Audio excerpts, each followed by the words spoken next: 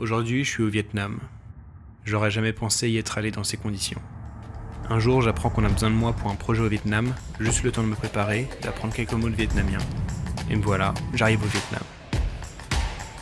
Je suis à peine arrivé à mon premier logement et je peux pas m'en empêcher, je prends directement mon appareil photo et je découvre les rues du quartier. Mais bon, la vraie aventure, elle commence le lendemain matin. Je prends un petit déjeuner dans une rue qui a vraiment des ambiances de film et je me mets en route. Et qui dit route au Vietnam, dit scooter. Il y en a bien plus que les voitures, c'est un peu impressionnant au début mais on s'habitue rapidement. Et ensuite, on profite. Ma destination, je la connais, mais j'avoue, j'ai pas du tout regardé comment y aller. Alors j'improvise. Je prends le bus, un bus qui transporte un scooter, une traversée en bac, du scooter, 20 minutes d'attente, qui se transforme en 1 heure, et ça fait du bien. Et une autre traversée en bac. Tous ces moyens de transport pour m'éloigner de Ho Chi Minh et arriver à Cai Bay. À peine le temps de découvrir la petite ville que la nuit tombe déjà.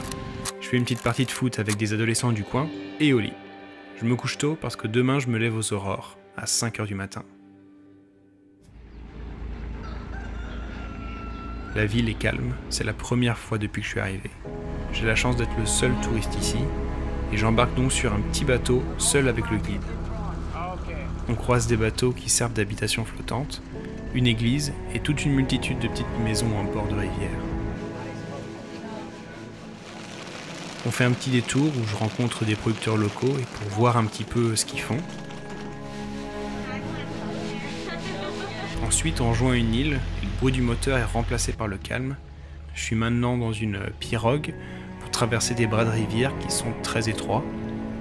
Et d'ailleurs, la capitaine à la barre gère plusieurs business à la fois. Je suis à peine de retour sur la terre ferme qu'il y a une odeur qui attire mon attention. J'arrive dans un marché qui est vibrant, très bas de plafond. Je dois souvent me pencher un petit peu pour pas toucher les toiles tendues, et je me perce un chemin entre les stands.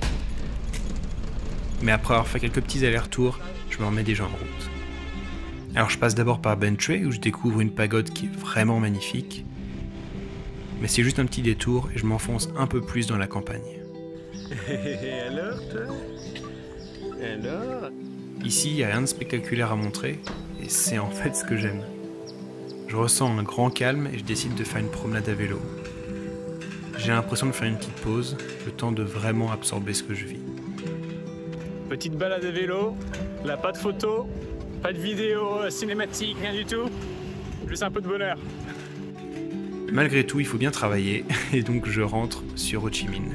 Cette fois, la route elle est plus calme, juste un scooter vers Ben Tre et ensuite un bus qui m'amène directement à Ho Chi Minh.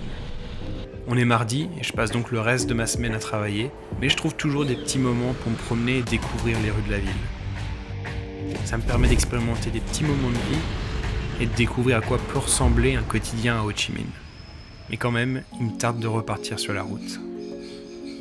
Aujourd'hui, je commence la journée en découvrant de l'artisanat vietnamien.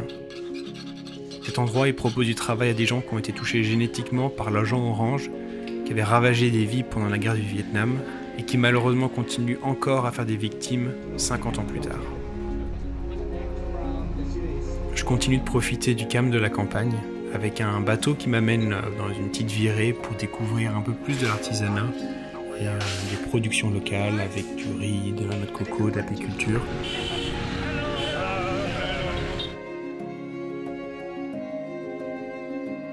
Et je finis cette journée avec une dernière virée en pirogue.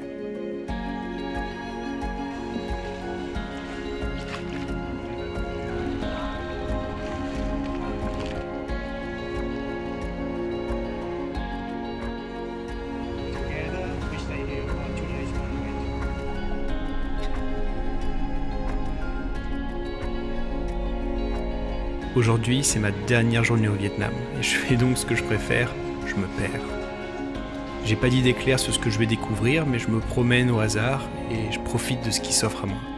Alors je finis doucement mon voyage, et j'ai vraiment l'impression d'avoir pu me plonger dans des moments de vie du Vietnam. J'aurais jamais pensé y être allé dans ces conditions, mais je le vis comme un cadeau.